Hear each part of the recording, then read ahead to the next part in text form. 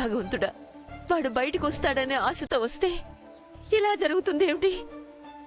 నా మనవణ్ణి కాపాడేదెవరు?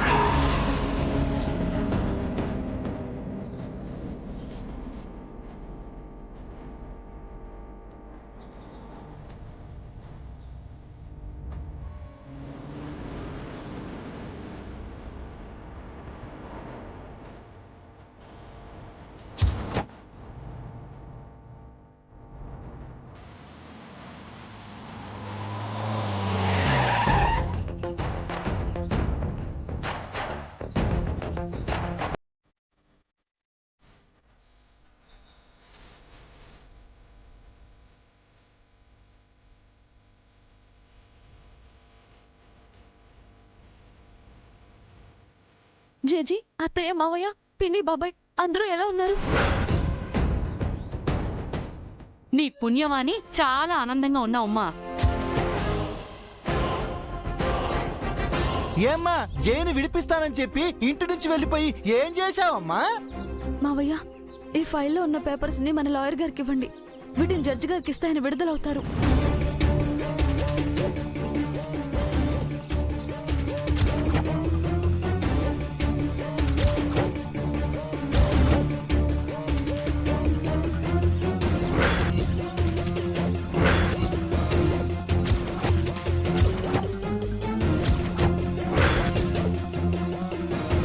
బావా, ఇది లాయర్ గారికి ఇవ్వు.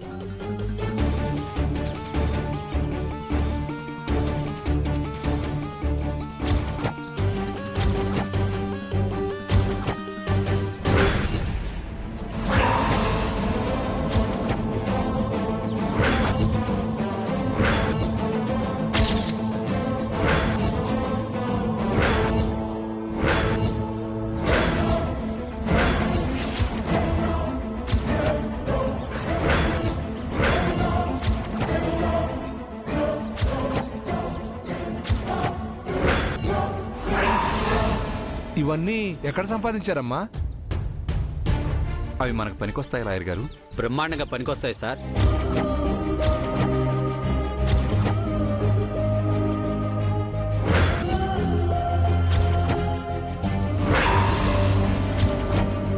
జడ్జి గారు వీటిని చూశారంటే బెనిఫిట్ ఆఫ్ డౌట్ కింద కేసు కొట్టేయచ్చు.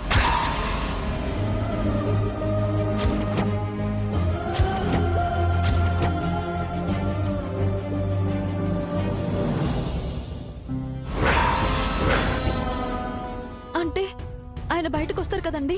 తప్పకుండా వస్తారమ్మా. నిత్య, నీ భర్త నువ్వే కాపాడుకున్నావు తల్లి. మేము ఈ లాయర్లు చేయలేని పని నువ్వు చేసావమ్మా. ఈ పేపర్స్ సంపాదించింది నేను కాదత్తయ్యా, మా మామ్.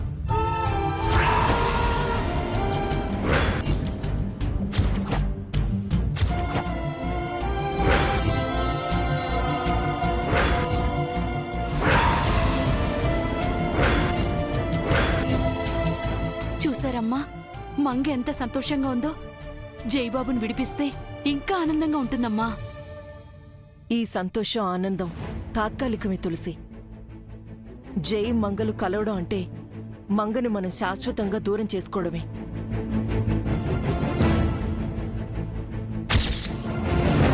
మంగ ఆనందం, ఆ నవ్వు అన్నీ ఆ ఇంటి శాపానికి సమితలవుతాయి.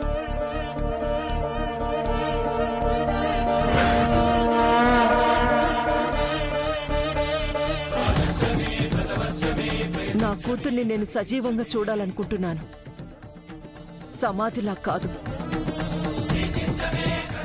అందుకే కొన్నాళ్ల పాటు జై జైల్లోనే ఉండాలి. జైకి మంగ దూరంగా ఉండాలి. ఉండరమ్మా, ఒకవేళ ఆ బాబుకి శిక్ష పడితే మంగ కూడా జైలుకి వెళ్తుంది. నేను వెళ్ళనివ్వను. ఎలాగోలా మంగని ఆపేస్తాను.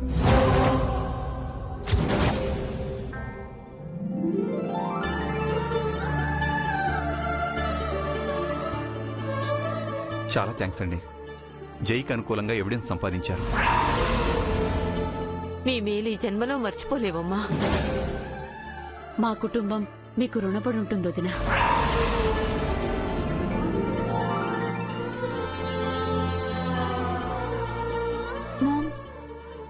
ఇంకా రాలేదేంటి? ఆయన ఎప్పుడు తీసుకొస్తారు?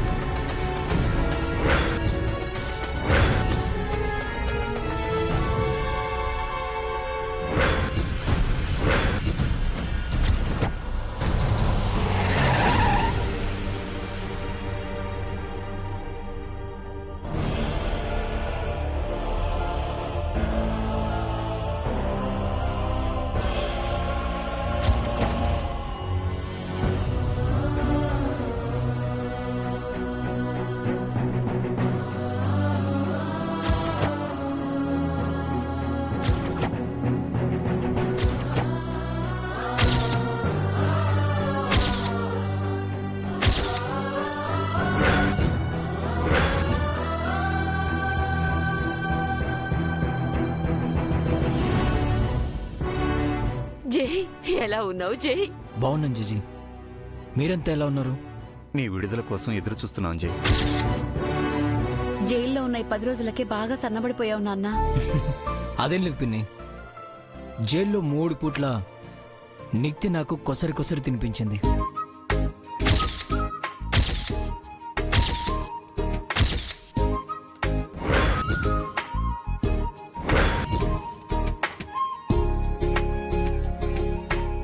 ఏమంటున్నావురా? నిత్య జైలుకొచ్చిందా? గోడ దూకి మరీ వచ్చారండి.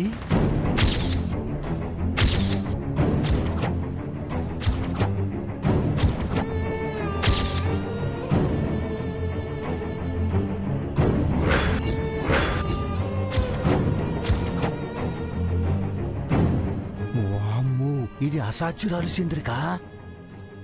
నన్ను వదిలి ఉండలేక నా కోసం రిస్క్ చేసి మరీ వచ్చింది. జైల్లో నాకు తోడుగా ఉండి ధైర్యం చెప్పింది. నా కష్టాన్ని పంచుకుంది.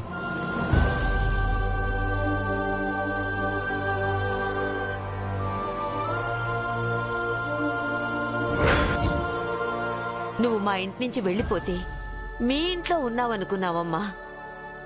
జైకి తోడుగా జైలుకి వెళ్ళావా? భర్త అడుగుజాడల్లో నడిచి అసలు సిసలైన ధర్మపత్నివి అనిపించుకున్నావమ్మా. ఈ కాలంలో కూడా నీలాంటి అమ్మాయి ఉండడం మా అదృష్టం. మా జై చేసుకున్న పుణ్యం. అదేం కాదత్తయ్య. ఆయన బాధపడుతుంటే నేను చూస్తూ ఊరుకుంటానా? ఇప్పటికైనా నా బేబీ ఏంటో తెలుసుకోండి. ఇకనైనా తనపై అవాకులు చవాకులు పేలుతూ నోరు పారేసుకోవడం మానండి. అవును, నువ్వెందుకు జైలుకి వెళ్ళావు చారి? భలేవారే సార్. సీతారాములు ఎక్కడుంటే హనుమంతుడు కూడా అక్కడే ఉండాలి కదండి.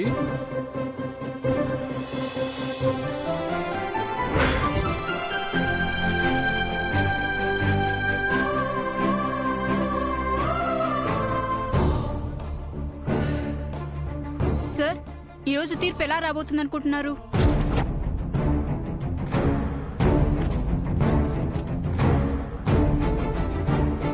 శిక్ష పడుతుందని బయట బలంగా టాకుంది. ఎన్నేళ్లు పడుతుందనుకుంటున్నారు? మీ శిక్షపై ప్రజలకు చట్టాలపై న్యాయస్థానాలపై గౌరవం పెరుగుతుందని భావిస్తున్నారా?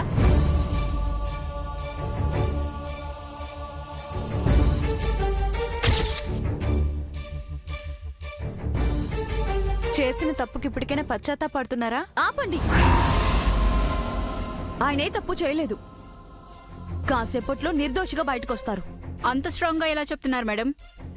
కోర్టును కొనేసారా? ఆ అవసరం మాకు లేదు. తప్పులు చేసేవారే అలాంటి తప్పుడు పనులు చేస్తారు. నిప్పులేందే పొగరాదు అంటారు కదా మేడం. ఏ తప్పు చేయిందే నిందెలా పడుతుంది? అది నిందో నిజమో కాసేపట్లో మీరే చూస్తారు. సార్, లోపలికి పదండి సార్. సార్, సార్ చెప్పండి సార్. సార్ మీ అభిప్రాయం ఏంటి? చెప్పండి సార్. చెప్పండి సార్. లాయర్ గారు,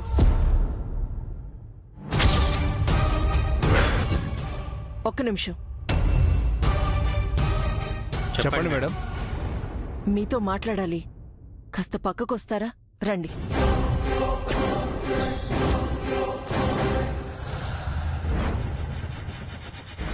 చెప్పండి మేడం.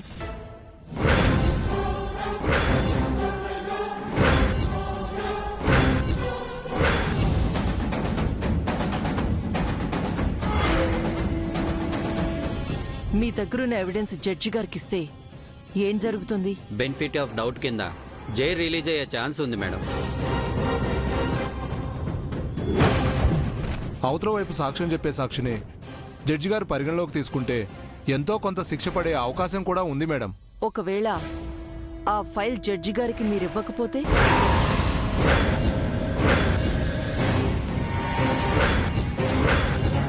మేడం, చెప్పండి, ఏం జరుగుతుంది? జైకి గ్యారెంటీగా శిక్ష పడుతుంది. సుమారుగా ఎంత పడొచ్చు? 5 ఏళ్ళో 10 ఏళ్ళో పడవచ్చు. అయితే ఈ ఫైల్ జడ్జి గారికి ఇవ్వకండి.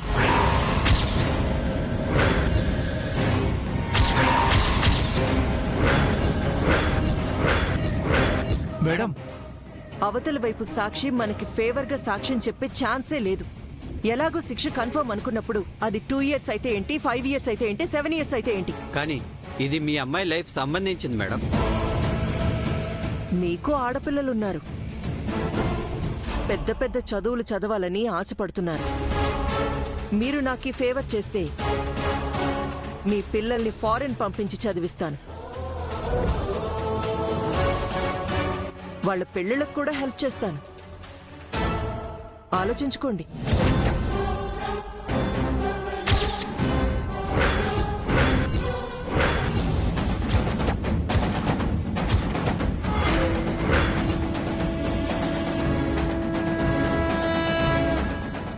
Okay madam.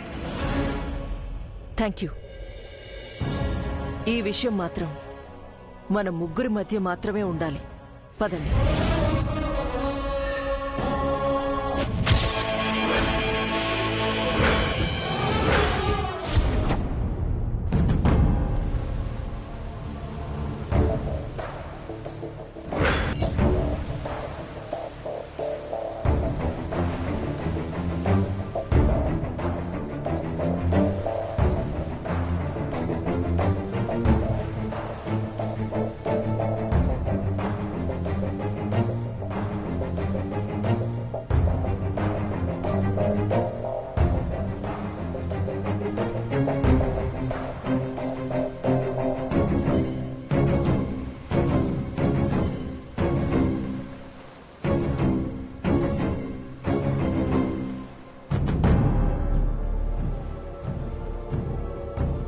Yes, proceed.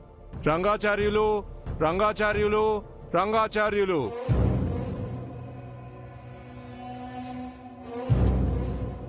ఇతడు అకారణంగా పోలీసు ఉన్నతాధికారి మీద చేయి చేసుకున్నాడు యువరానర్. ఏంటయ్యా అలా చేయడం తప్పు కదూ? తప్పేనండి. ఇప్పటికే నువ్వు కొన్ని రోజులు జైలు శిక్ష అనుభవించావు కాబట్టి మొదటి తప్పుగా భావించి క్షమించి వదిలేస్తున్నాం. Thank you sir.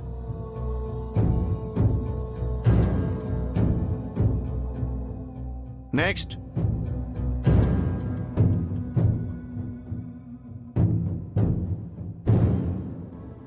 జై సూర్య, జై సూర్య, జై సూర్య.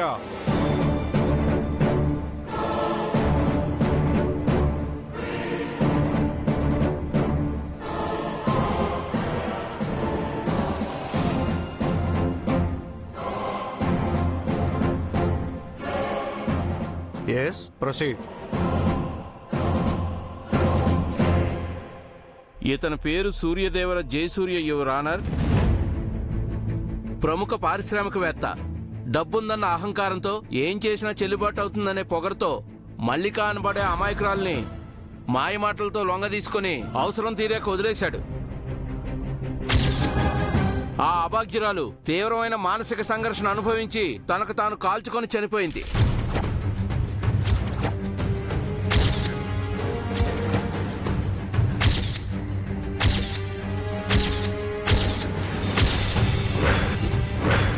తన చావు కారణం జయసూర్య అని చనిపోవడానికి ముందు అమ్మాయి ఇచ్చిన మరణ వాంగ్మూలం, తన పోస్ట్ మార్టం రిపోర్టు, తగిన సాక్ష్యాధారాలు మీ ముందు ఉన్నాయి. అంతేకాదు యువర్ ఆనర్, దానికి ఒక ప్రత్యక్ష సాక్షి కూడా ఉన్నాడు.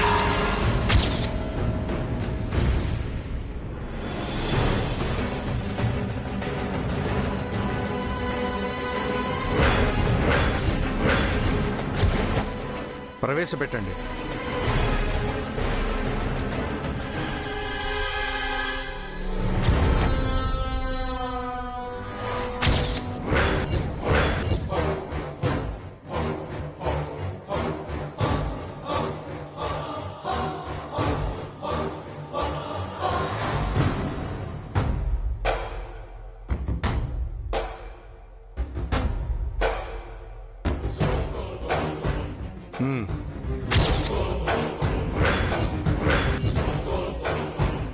కొన్ని రోజుల క్రితం జయసూర్య గారి దగ్గర పిఏగా నేను ఉద్యోగంలో చేరాను సార్. మల్లిక అనే అమ్మాయి తన సిక్ యూనిట్ రీస్టార్ట్ చేయడం కోసం జయసూర్య గారి దగ్గర సహాయాన్ని అర్థించొచ్చారు. ఆ వంకతో జయసూర్య గారు మల్లిక గారితో చనువు పెంచుకున్నారు సార్. ఇద్దరి మధ్య శారీరక సాన్నిహిత్యం కూడా ఏర్పడింది.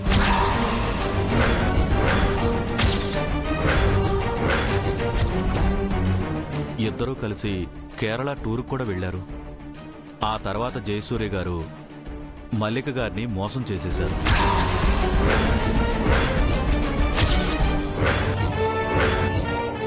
ఆ వ్యధతోనే మల్లిక గారు సూసైడ్ చేసుకున్నారు. అబద్ధం.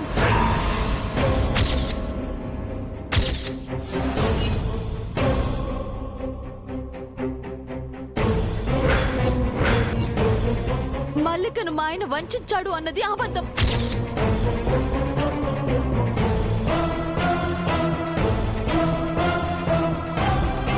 మల్లిక చనిపోయింది అన్నది ఇంకా పచ్చి అబద్ధం. ఎవరు మీరు?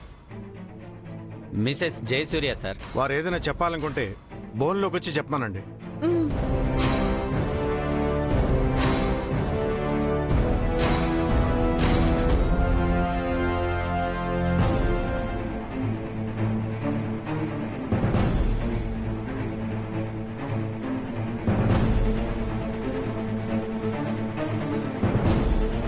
సార్, మా ఆయన చాలా మంచివారండి. ఏ రోజు ఒకరికి అపకారం చేసి ఎరగరు. ఆ మల్లిక స్వార్థపరురాలు. మా ఆయన్ని వలలో వేసుకొని మా ఆస్తి కొట్టేయాలన్న దురుద్దేశంతో ఆయన పంచన చేరింది. అది నెరవేరకపోవటంతో ఇలా కుట్ర పన్నింది.